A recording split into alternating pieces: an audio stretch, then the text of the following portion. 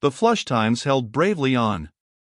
Something over 2 years before, Mr. Goodman and another journeyman printer had borrowed $40 and set out from San Francisco to try their fortunes in the new city of Virginia.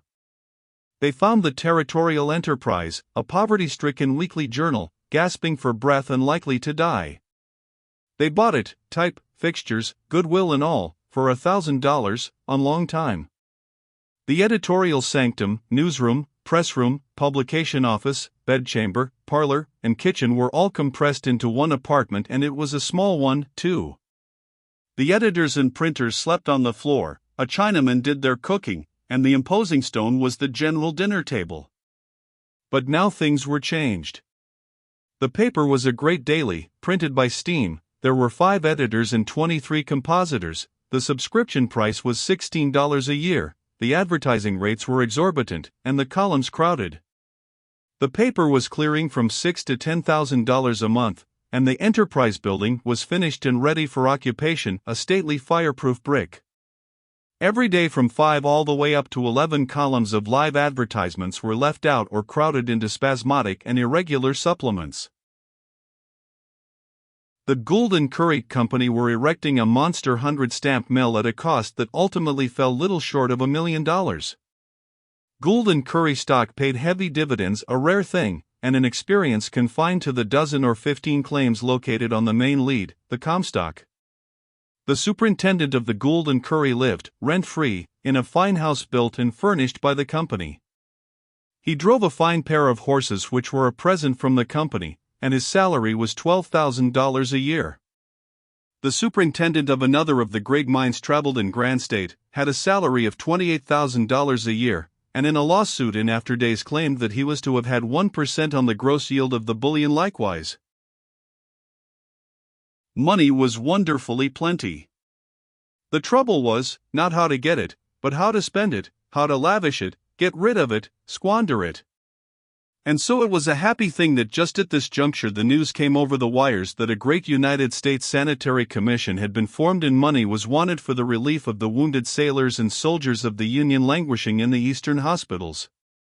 Right on the heels of it came word that San Francisco had responded superbly before the telegram was half a day old.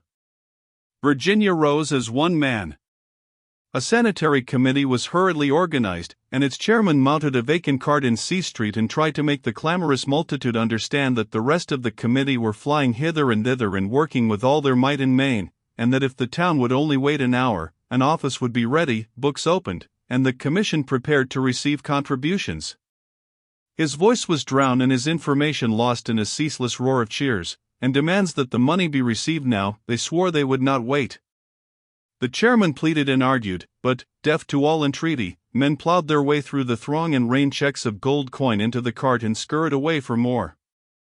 Hands clutching money were thrust aloft out of the jam by men who hoped this eloquent appeal would cleave a road their strugglings could not open. The very Chinamen and Indians caught the excitement and dashed their $50 into the cart without knowing or caring what it was all about. Women plunged into the crowd, trimly attired, fought their way to the cart with their coin, and emerged again, by and by, with their apparel in a state of hopeless dilapidation. It was the wildest mob Virginia had ever seen and the most determined and ungovernable, and when at last it abated its fury and dispersed, it had not a penny in its pocket. 315.jpg, 125K. To use its own phraseology, it came there flush and went away busted. After that, the commission got itself into systematic working order, and for weeks the contributions flowed into its treasury in a generous stream.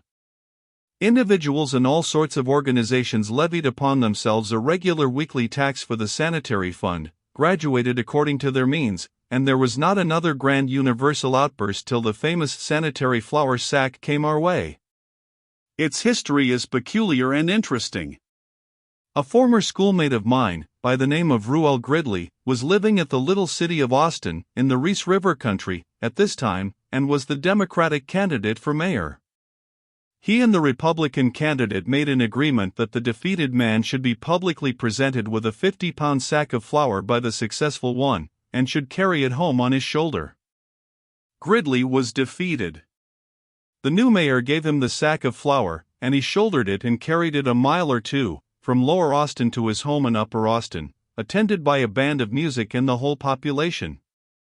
Arrived there, he said he did not need the flour, and asked what the people thought he had better do with it. A voice said, "Sell it to the highest bidder, for the benefit of the sanitary fund."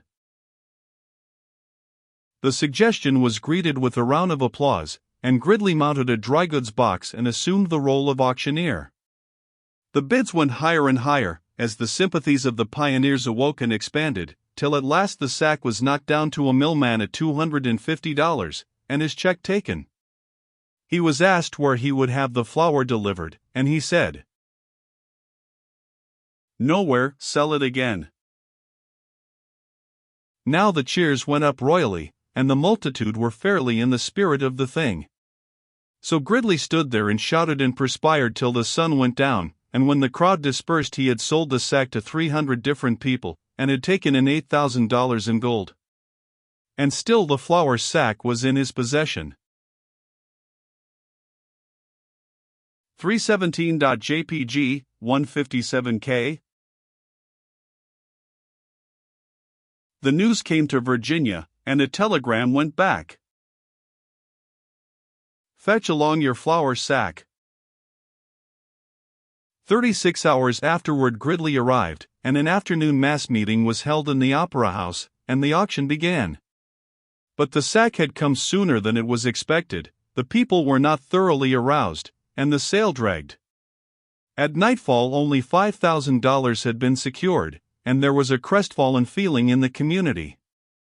However, there was no disposition to let the matter rest here and acknowledge vanquishment at the hands of the village of Austin.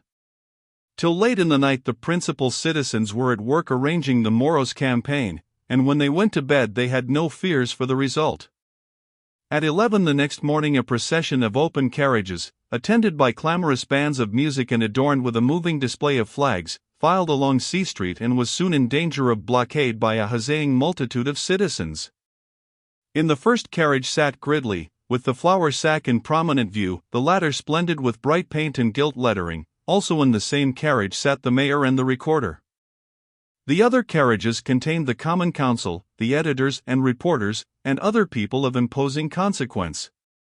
The crowd pressed to the corner of C and Taylor Streets, expecting the sale to begin there, but they were disappointed, and also unspeakably surprised, for the cavalcade moved on as if Virginia had ceased to be of importance, and took its way over the divide, toward the small town of Gold Hill.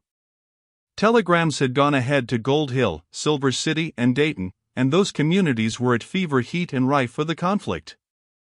It was a very hot day, and wonderfully dusty.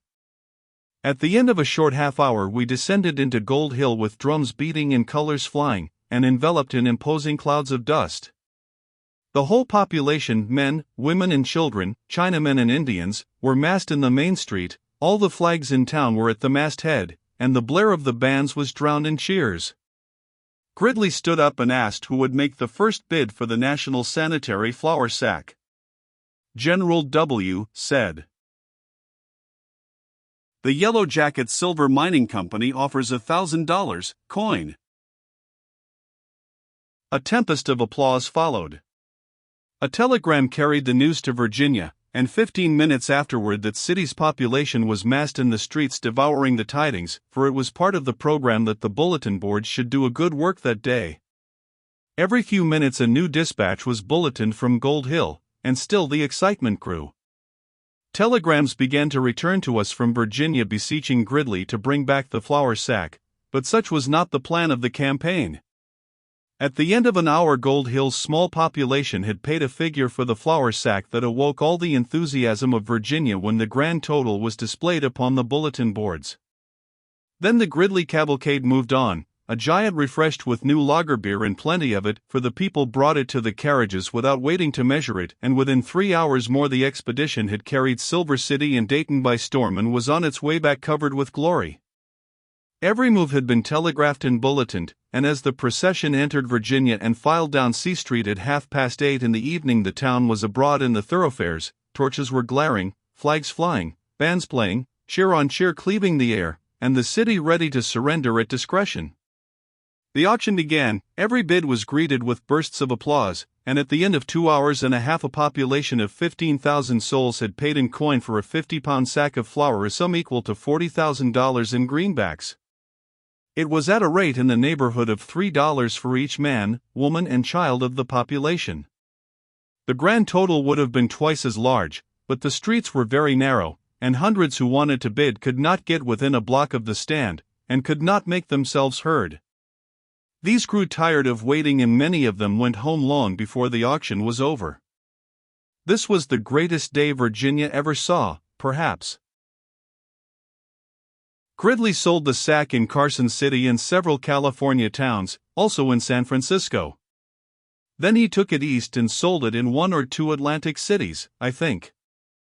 I am not sure of that, but I know that he finally carried it to St. Louis, where a monster sanitary fair was being held, and after selling it there for a large sum and helping on the enthusiasm by displaying the portly silver bricks which Nevada's donation had produced, he had the flour baked up into small cakes and retailed them at high prices. It was estimated that when the flour sacks mission was ended it had been sold for a grand total of $150,000 in greenbacks. This is probably the only instance on record where common family flour brought $3,000 a pound in the public market. It is due to Mr. Gridley's memory to mention that the expenses of his sanitary flour sack expedition of 15,000 miles, going and returning, were paid in large part, if not entirely, out of his own pocket.